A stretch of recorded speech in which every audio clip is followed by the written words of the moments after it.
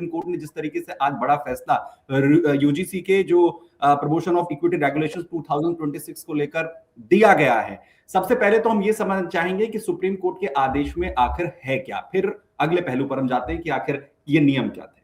देखिए, आज supreme court में सुनवाई लगी थी और जो UGC promotion of equity in higher education institutions regulations 2026 है, जो 13 जनवरी 2026 को पारित हुआ, उसके क्लॉज 3C को चैलेंज किया गया था। 3C कहता है discrimination against SC, ST, OBC, यानी बाकी क्लास को उसमें से एक्सक्लूड कर दिया गया। यानी ये मान लिया गया कि डिस्क्रिमिनेशन इन 3 के साथ ही हो सकता है और डिस्क्रिमिनेशन के बाद जो प्रिजम्पशन ऑफ गिल्ट है या जो एक्यूज होगा, प्रिज्यूम्ड एक्यूज, वो इन 3 को छोड़ करके होगा। तो उसको सुप्रीम कोर्ट ने मानते हुए कहा कि ये जो परिभाषा है वो अस्पष्ट है, यानी वेग है और ये कैपेबल ऑफ मिसयूज है, यानी इसका दुरुपयोग हो सकता है। किन कारणों से? देखिए, भेदभाव की संकीर्ण परिभाषा है।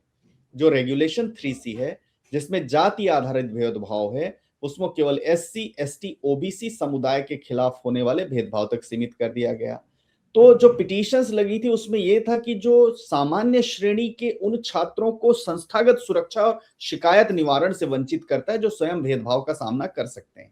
अब यूनिवर्सिटी एक एकेडमिक एक्सीलेंस का, सुमित जी, जहां पर एकेडमिक एक्सीलेंस का प्लेस होता है, यूनिवर्सिटी या हायर एजुकेशनल इंस्टीट्यूट, जहां पर जाता है व्यक्ति तो इंटीग्रिटी सीखता है, इंटीग्रेशन सीखता है, यूनिटी सीखता है, यूनिफॉर्मिटी सीखता है। अब 2 हॉस्टल नहीं हो सकते, 2 बेंचेस नहीं लग सकती, और एक व्यक्ति जाता कहता है कि मैं जो है इसमें डिस्क्रिमिनेट हो सकता हूं और एक जाता है कि मैं डिस्क्रिमिनेटर हूं।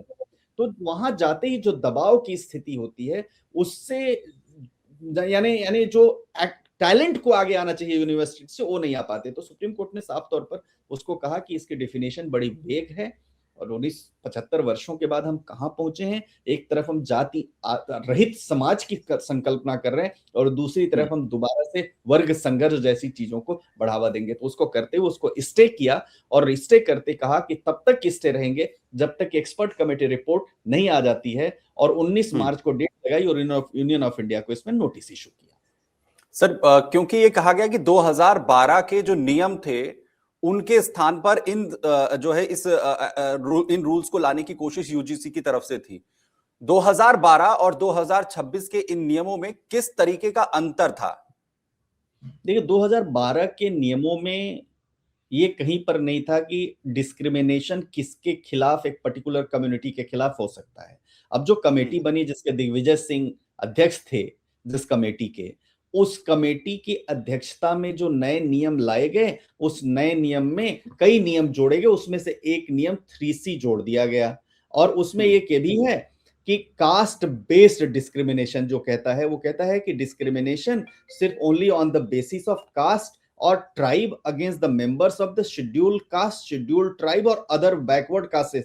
तो ओनली वर्ड जोड़ करके कह दिया कि वो discrimination Sumit Chaudhary general category में आते हैं हरियाणा में, दिल्ली में सुमित चौधरी के खिलाफ नहीं होगा। और वहीं जो है सुमित चौधरी उत्तर प्रदेश में चले जाए तो उनके वो चले जाए मध्य प्रदेश में तो उनके खिलाफ हो सकता है। उसी तरह से जैसे ब्राह्मण कम्युनिटी, क्षत्रिय कम्युनिटी या बाकी और भी जो कम्युनिटी जो जनरल कैटेगरी में, उनको मान लिया कि एक ऑपरेसर है और एक को मान लिया कि एक ऑप्रेस्ड है।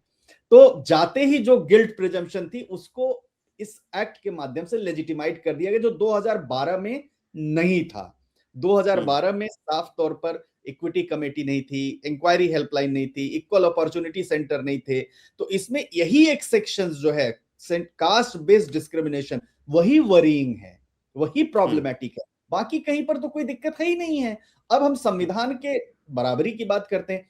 संविधान अब कहता है कि हम जो है रेस के नाम पर, कास्ट के नाम पर, सेक्स के नाम पर डिस्क्रिमिनेशन नहीं करेंगे। तो यहां तो एक डिस्क्रिमिनेशन को रोकने के लिए आपने दूसरा डिस्क्रिमिनेशन शुरू कर दिया, तो एक सोसाइटी डिवाइड हो जाएगी 2 लाइन में। तो और इससे पॉलिटिकल बेनिफिट आप कह लीजिए, जैसे कह लीजिए जो अब हम विकसित भारत की बात करते हैं 2047 की, उस विकसित भारत के कॉन्ट्रेरी हो गया। तो इसलिए कोर्ट ने ये मानते हुए कस्टोडियन ऑफ कॉन्स्टिट्यूशन होने के नाते इस पर तब तक के लिए स्टे लगाया और 2012 का नियम ही चलता रहेगा। अगर आप ये वीडियो YouTube पर देख रहे हैं तो हमारे चैनल को सब्सक्राइब कर बेल आइकन दबाएं और Facebook पर देख रहे हैं तो हमारे पेज को लाइक करें।